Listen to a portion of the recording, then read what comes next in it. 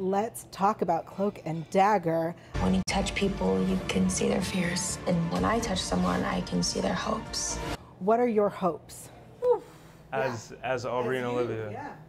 Hopes. I really hope that this show resonates with everyone the way that we feel like it will.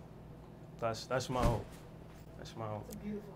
Yeah, I mean, I'm right there with you. I feel like as far as hopes go, there's so many hopes that I want for not just me, but I think for this world. And I think some of the things that we're discussing in our show is hitting all of those points. And yeah, I hope people are moved by it, not just entertained, but moved and impacted and inspired.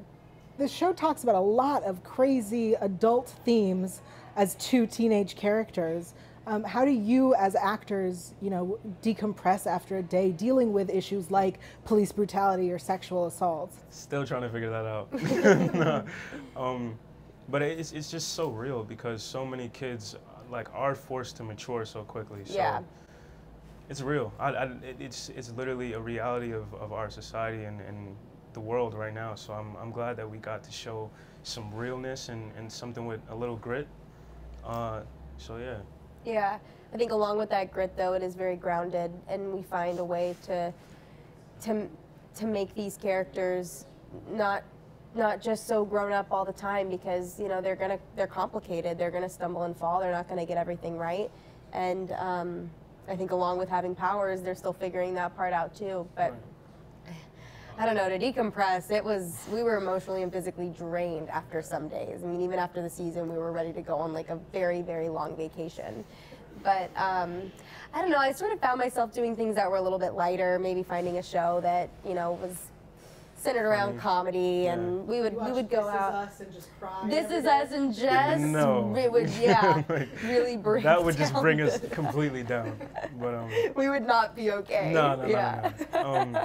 But yeah, it was a lot. You're on set for maybe 10, 12 hours of the day, and then you go home and get ready for the next day on set. So it's... And some shooting days were a little bit lighter than others, yeah, of course, but for the most part, it was some pretty heavy material. So, we found ourselves surrounding ourselves with, a great group of people out in New Orleans, and also our crew was just really amazing to work with, and very respective of our space and the time that we needed when we had those emotional scenes. But for the most part, it was a good time.